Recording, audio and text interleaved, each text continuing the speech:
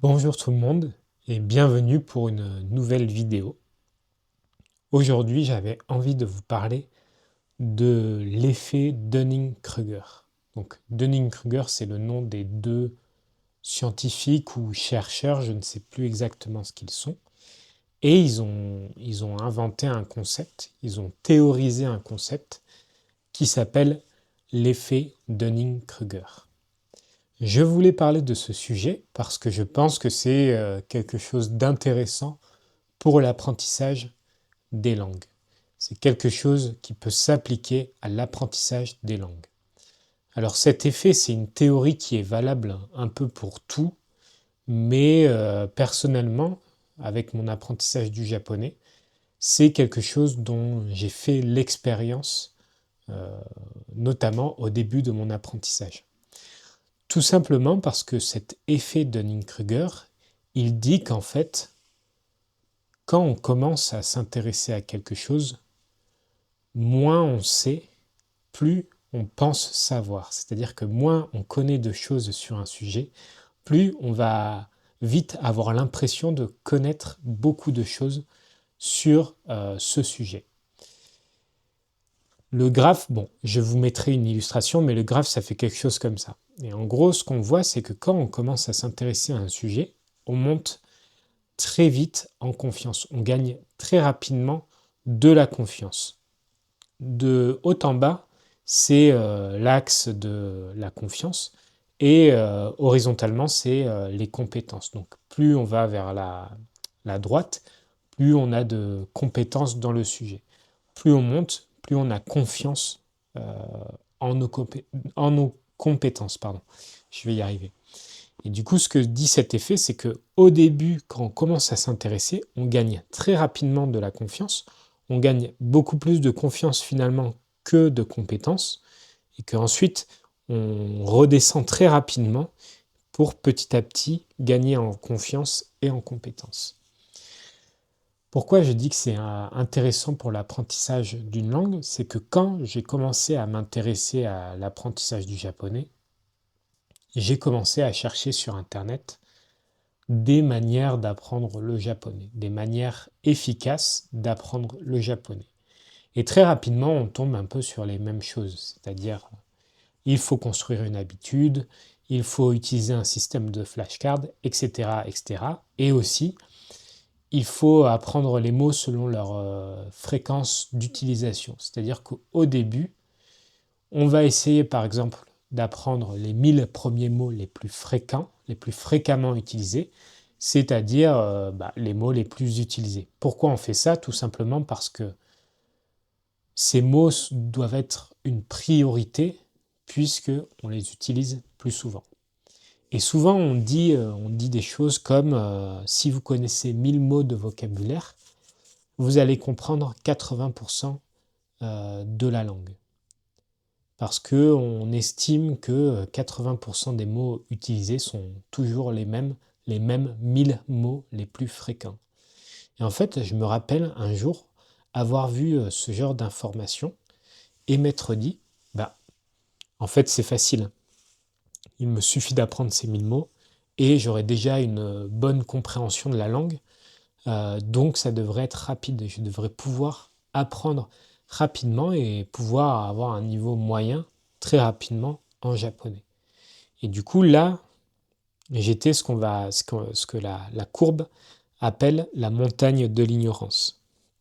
C'est-à-dire qu'au début, on gagne beaucoup de confiance en soi, on monte cette montagne de l'ignorance, et une fois qu'on est tout en haut, on pense savoir beaucoup de choses, mais finalement, on est surtout ignorant, on n'a pas beaucoup de compétences. Et à ce moment-là, je me disais, bah, c'est bon, j'utilise Anki, j'apprends 10 nouvelles cartes par jour. Pour apprendre 1000 mots, du coup, ça va me prendre 100 jours, qui équivaut à 3 mois et demi à peu près. Et du coup, dans 3 mois et demi, je serai déjà assez bon en japonais. Et ensuite, il me suffira de continuer à faire ça pour atteindre 3000, 4000 mots et très rapidement maîtriser le japonais. Et ça, c'est vraiment la montagne de l'ignorance. Juste après, c'est redescendu dans ce qu'on appelle la vallée de l'humilité. Je crois qu'en anglais c'est Valley of Despair, donc la vallée du désespoir, je préfère de l'humilité, parce que c'est un moment où on se rend compte qu'en fait, malgré tout ça, malgré le fait qu'on connaît 1000 mots, ça ne nous aide pas à tout comprendre. On ne comprend rien. Et d'ailleurs, souvent, enfin, par exemple, je me disais, je vais regarder plusieurs fois la même vidéo de japonais facile ou de slow Japanese, par exemple. Et après, je maîtriserai entièrement tout le vocabulaire qui est utilisé dans cette vidéo. Et sauf qu'en fait, ce n'est pas le cas. C'est-à-dire que j'ai regardé plusieurs fois. Et au bout de, je sais pas, 2, 3 semaines, un mois, où je m'étais dit, après m'être dit que finalement, ça allait sûrement être facile, bah, j'ai commencé à réaliser que non, que ça allait être très difficile, pas forcément difficile, mais plus long que prévu. Et ça, c'est la vallée de l'humilité. C'est quand on se rend compte que finalement, le sujet sur lequel on pensait savoir beaucoup de choses, bah, finalement, ça prend beaucoup plus de temps que prévu de vraiment maîtriser et d'avoir des compétences dans ce sujet. Et ensuite, la courbe remonte petit à petit. Et là, je pense que c'est quand on a pris conscience un peu du sujet, de tout ce que ça représente, de la complexité ou même de la profondeur du sujet, on se rend compte que bah, ça demande un effort régulier et que ça va prendre beaucoup de temps. Et du coup, ça, c'est la montée de l'apprentissage, c'est une montée plus régulière où on monte en confiance et en compétence de manière égale. Quand on gagne des compétences, on prend en confiance et ce n'est pas un excès de confiance comme au début. Et ça, donc moi, je l'ai vécu pour mon apprentissage du japonais. Je pense que vous l'avez sûrement vécu pour l'apprentissage du français et ça s'applique à d'autres choses. Typiquement, je pense que tous les contenus qu'on voit sur Internet qui nous disent qu'apprendre une langue, c'est facile, ça peut être fait rapidement, tout ça joue un peu sur cette montagne de l'ignorance. C'est-à-dire qu'au début, on va prendre très rapidement confiance, on va trouver des contenus qui confirment un peu ce qu'on pense, que ça va être rapide, que si on applique la méthode soi-disant miracle, qu'on va pouvoir y arriver très facilement. On se retrouve tout en haut de la montagne de l'ignorance et après il y a une grosse chute de confiance où on se rend compte, bah, si vous connaissez 1000 mots, c'est très bien, mais vous n'allez rien comprendre à une conversation native.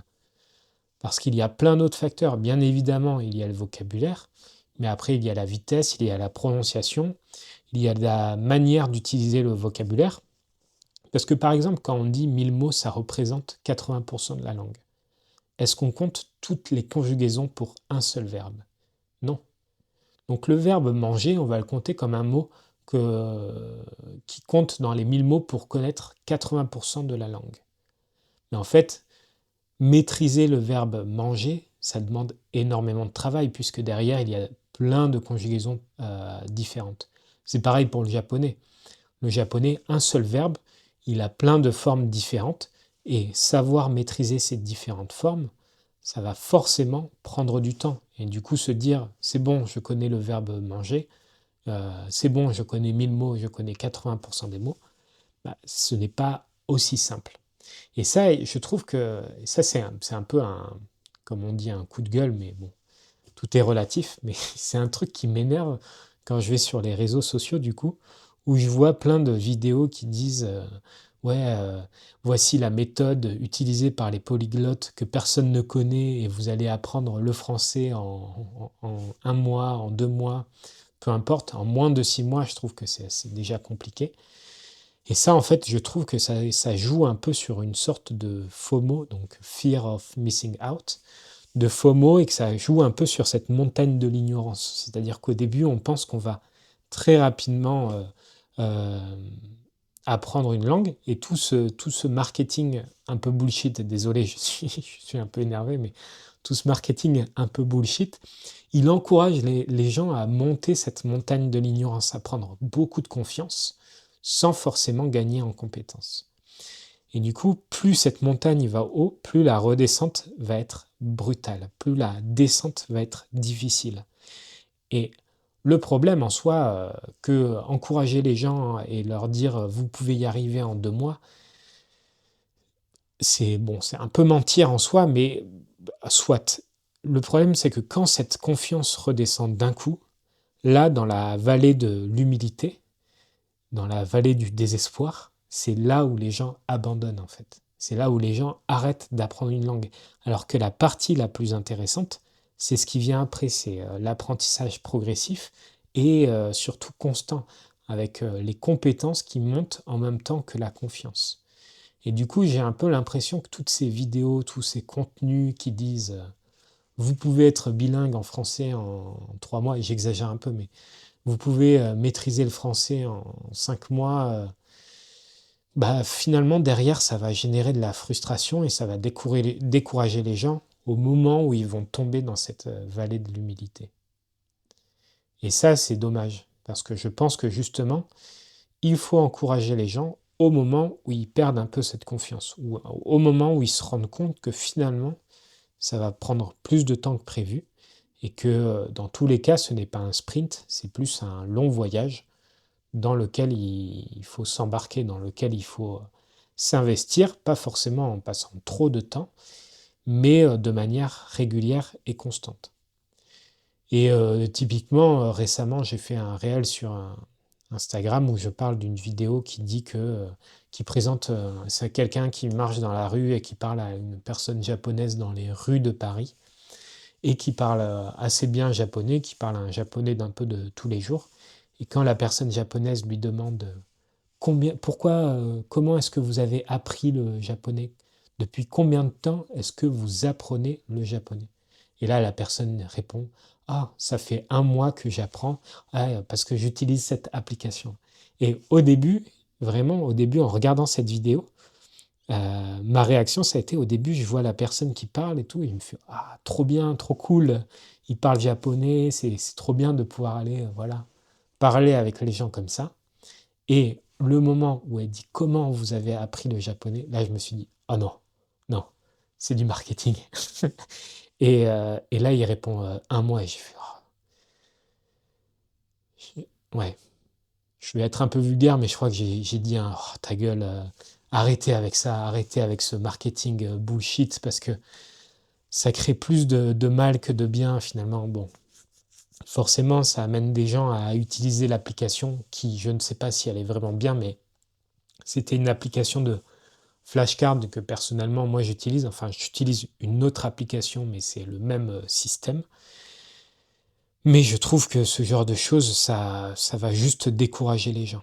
Et du coup, je pense que au début, il faut encourager les gens à apprendre la langue, il faut leur donner un peu l'envie, les méthodologies. Dans tous les cas, il va y avoir un peu de cette montagne de l'ignorance. Il va y avoir un peu une redescente et c'est là où il faut encourager les gens à faire un petit peu chaque jour pour qu'ils continuent un peu ce voyage dans l'apprentissage d'une langue.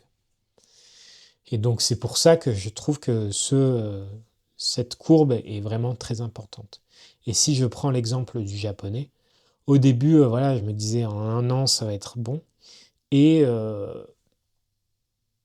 quand je regarde sur Internet les personnes qui apprennent le plus rapidement le japonais, il y en a deux et c'est en 1 an et demi, 2 ans.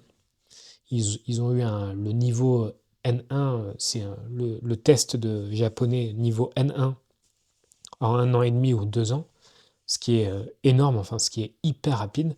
Mais ils disent, bah, je travaillais 5 heures par jour et 1 an et demi, 2 ans. En plus, le test de JLPT, c'est un test de compréhension, donc ce n'est pas forcément un test d'expression. Mais tout ça pour dire que même en y allant à fond avec les bonnes méthodologies, etc., ça va prendre des années. Et c'est pas grave. Au contraire, c'est justement, je pense que ça donne de la valeur à cet apprentissage. Moi, je vais faire un peu le boomer, mais aujourd'hui, on a tout un peu trop facilement, on a tout à disposition assez facilement, et je trouve que justement, se remettre dans quelque chose qui prend du temps, qui demande un peu de s'investir, ça donne de la valeur à ça, et c'est quelque chose d'important. Je pense qu'apprendre une langue, ça ne s'achète pas, on ne peut pas l'acheter avec de l'argent, on ne peut pas vraiment tricher. Et du coup, quand on apprend une langue, on est vraiment content parce que ça demande des efforts et ça demande de s'impliquer et de travailler. Et de ça, on peut tirer une vraie satisfaction. Et je pense que c'est plutôt ça qu'il faut encourager, plutôt que le discours de FOMO où on dit si vous connaissez ma méthode, vous allez apprendre très rapidement. Bien évidemment, il faut poser la question de la méthode, mais il ne faut pas être trop, trop pushy avec ce truc de apprendre très rapidement. Bien évidemment, derrière, il y a tout ce qui est visibilité et audience, c'est-à-dire que si vous faites un contenu où vous dites aux gens, bah, ça va prendre des années, bah, vous risquez de ne pas avoir beaucoup de spectateurs. À l'inverse, si vous dites j'ai une méthode miracle et vous pouvez apprendre en 3 mois, ça va attirer plus de monde. Et ça s'applique cet effet Dunning-Kruger, il s'applique d'une autre manière, je pense, à l'apprentissage des langues, c'est sur la connaissance qu'on a d'une culture. En ce moment, le Japon, c'est un pays très à la mode en France. Le problème, c'est que quand on s'intéresse à une culture, on a cet effet Dunning-Kruger. C'est-à-dire qu'au début, on a la montagne de l'ignorance. C'est-à-dire que très rapidement, on va penser connaître beaucoup de choses sur la culture d'un pays et on va finir par faire des généralités. C'est normal d'avoir cet effet. Moi-même, quand je suis allé pour les premières fois au Japon, au début, je commençais à me dire, ah oui, je comprends la culture japonaise, je comprends pourquoi ils sont comme ça, etc., etc. Sauf qu'en fait, on effleure juste, on touche seulement à la surface de la culture. Et ça, si on continue pas un peu de s'intéresser à une culture, ça peut être très superficiel. Ça me l'a fait pour pour la culture japonaise, pardon. Le premier voyage où j'y suis allé, je me suis dit, ah oui, d'accord, je comprends mieux les Japonais, etc.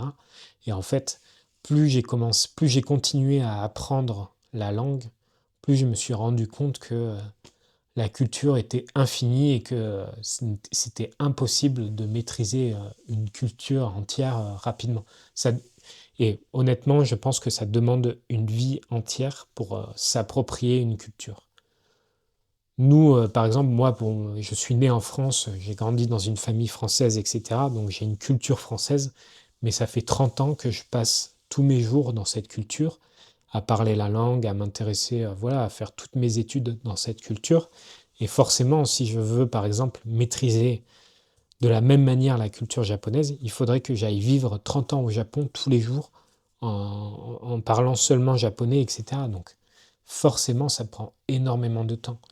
Et du coup, je pense qu'avec cette vision-là, on s'intéresse plus aux gens qui ont vraiment de l'expérience dans un domaine, qui ont vraiment, par exemple, vécu des années et des années au Japon. Parce que même si je suis allé vivre 1 an au Japon en 2024, je n'estime pas connaître très bien la culture japonaise. Je pense avoir un peu des expériences particulières, mais je pense que je suis à des années-lumière de vraiment tout connaître, quoi. Et du coup, ça, je pense que l'apprentissage d'une langue, pour ça permet aussi de cet accompagnement sur la courbe de Dunning-Kruger pour s'intéresser à une culture. Quand on s'intéresse à la langue, on va s'intéresser à la musique, aux livres, etc. Et ça, forcément, ça va impliquer de, de retomber dans la vallée de l'humilité et de repartir un peu dans la courbe de l'apprentissage. Donc cette montée un peu régulière euh, pour développer des compétences ou acquérir des connaissances, connaître mieux une culture. Et donc ça, c'est intéressant. Apprendre une langue, c'est un peu une colonne vertébrale dans une culture et ça permet un peu de se détacher de de cette montagne de l'ignorance. C'est assez péjoratif comme terme, mais je pense que on passe automatiquement par cette montagne. Donc ce que je dis, ce n'est pas éviter à tout prix cette montagne de l'ignorance. Je pense que dans tous les cas, on est obligé d'y passer. L'idée, c'est plus de derrière continuer à remonter un peu cette courbe. Et typiquement, pour le Japon, bah, vous avez plein de personnes qui vont 2 semaines au Japon et qui font plein de TikTok ou de réels qui disent voilà, top 5 des choses de la culture japonaise. Et quand on voit ça, ben, d'un côté, moi j'étais à leur place à un moment, je m'intéressais à cette culture et j'avais l'impression de découvrir plein de nouvelles choses et de maîtriser de nouvelles choses. Et de l'autre, on a un peu envie de dire, plutôt que d'essayer de faire des TikTok là-dessus, passez plus de temps à vous intéresser à la culture, prenez le temps de découvrir avant de vouloir montrer aux autres que vous connaissez une culture, par exemple. Donc bon, je veux pas que le ton de cette vidéo soit trop négatif. L'objectif, c'est pas de dire vous êtes ignorant, vous ne savez rien, etc. C'est plus de dire que au-delà de cette montagne de l'ignorance, ce qui vaut vraiment la peine d'être fait, c'est toute la partie après, de la vallée du désespoir, ou mince, en français, je ne sais plus, la vallée de l'humilité jusqu'à la montée de l'apprentissage. Et la dernière phase, c'est le plateau de consolidation, c'est quand on a un rythme un peu de croisière. Et du coup, c'est ne pas penser qu'on sait tout de suite, et plutôt prendre le temps de découvrir les choses. Donc, j'ai peut-être dit des choses un peu négatives dans cette vidéo, mais l'idée, c'est plus d'avoir ce sentiment positif de il faut plus apprécier un peu le voyage, apprendre à apprécier la découverte, l'apprentissage, plutôt que de se focaliser sur l'image que ça peut renvoyer, sur cette idée qu'on peut connaître beaucoup de choses rapidement. Et surtout, ne pas tomber dans le piège du marketing bullshit des applications des influenceurs, mais j'en fais partie, je veux dire, je crée du contenu et je fais un peu la même chose quand je dis, par exemple, si un jour je dis, pour apprendre une langue, il faut construire une habitude, utiliser des flashcards, ça c'est ma vision des choses, mais ça ne veut pas dire que ça va forcément marcher pour vous. Donc, c'est plus aussi à vous de prendre un peu du recul par rapport au contenu que vous regardez pour, euh, voilà, pour ne pas monter trop sur cette montagne de l'ignorance et surtout pour ne pas abandonner quand vous êtes dans la vallée de l'humilité. Donc voilà, j'espère que ça vous aura plu cette petite vidéo sur l'effet Dunning-Kruger, sur la courbe Dunning-Kruger. Je trouvais ça intéressant et de toute façon ça s'applique à plein d'autres domaines. C'est quelque chose qui est assez universel, on va dire. Donc voilà. Si ça vous a plu, vous avez toujours le lien de mon Patreon pour me soutenir. Je vais continuer ce format de vidéo. Je pense que c'est le format qui vous plaît le plus sur cette chaîne.